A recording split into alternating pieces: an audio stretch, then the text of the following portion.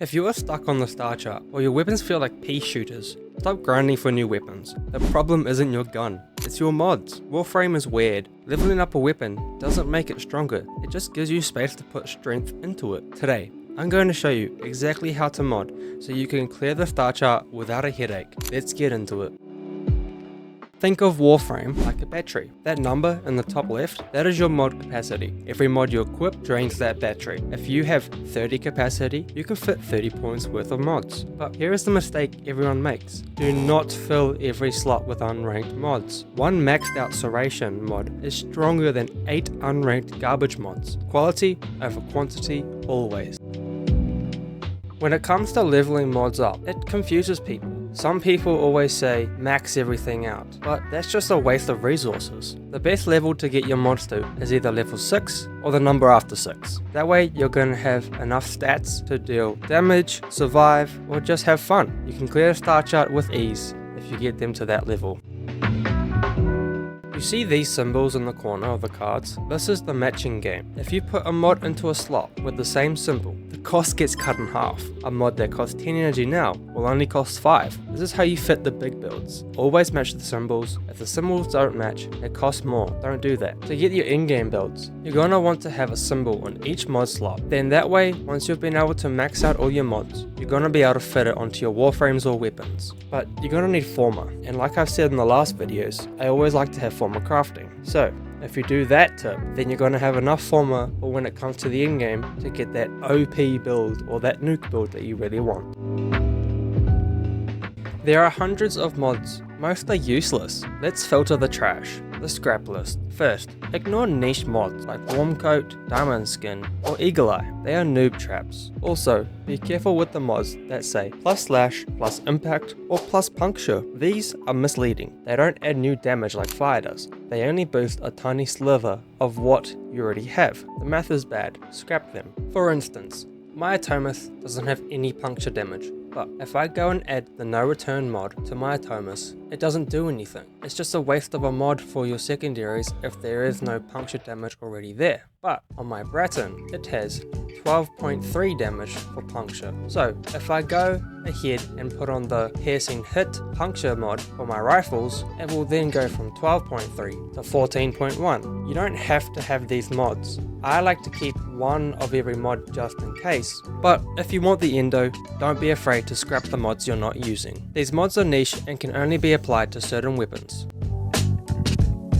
The keep list. These are the mods that are going to help you progress through the star chart and make it to the end game. Base damage. For rifles, this is Serration, Melee, Pressure Point, Secondary, Hornet Strike, and shotguns is Point Blank. These mods are going to boost your weapon's base damage. Survivability mods. These are the mods that are going to help you survive. There's Vitality for health, Redirection for shield, and Steel Fiber for armor. I would pick Vitality as your main choice because Poison exists. Poison is going to bypass your shields and affect your health directly. If your character has more shields, then by all means put on Redirection. It is your choice. The critical rule. Look at your weapon stats. Is the critical chance above 20%? If yes, then you can use crit chance or crit damage mods. If it's below 20, I'd ignore them for now. Focus on your raw damage instead. And our last mods are going to be for your Warframe's power. Good mods to keep are Intensify, Continuity, Streamline, and Flow. There's one last mod that's going to help with both survivability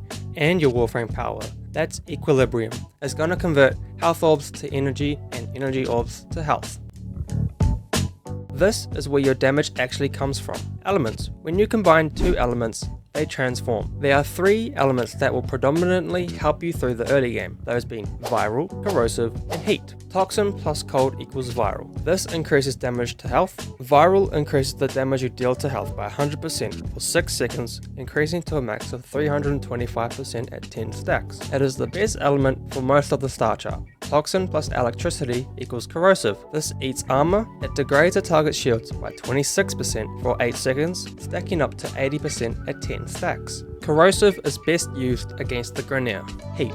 Heat is just good everywhere because it strips armor and causes panic. It reduces 50% of an enemy's shield and it deals tick damage after delay for 6 seconds. The other elements are good as well, those being Blast, Toxin, Gas, electricity, magnetic, and radiation. While all these elements are good, focus on the first 3 we talked about for now. When you're progressing through the star chart, you're going to notice that an enemy type is weak to certain elements. So if you feel like changing your mods, that is totally fine. Don't restrict yourself, just have fun with the game.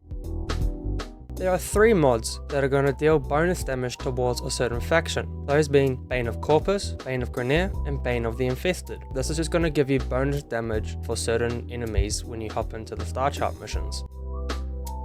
Finally, the most important slot, the aura. This is the only slot that adds capacity instead of taking it away. If you equip the mod that matches the polarity, you'll double the mod capacity that the aura gives you, but if it doesn't match, you will be penalized. There is one exception, Dreamer's Bond. This is arguably the best beginner mod in the game for one reason, universal polarity. Slotting this in gives you free capacity instantly, regardless of your Warframe. Even if you don't have a polarity in your aura slot, put an aura in. You're gonna get bonus capacity regardless. Modding is math, and math is boring, but the results are worth it. Go check your arsenal right now. Take off warm coat, put on serration, and fix your elements. Now, I know that's not all the mods in the game, as there are still prior mods, Umbriel mods, Archon mods, and Ribbons.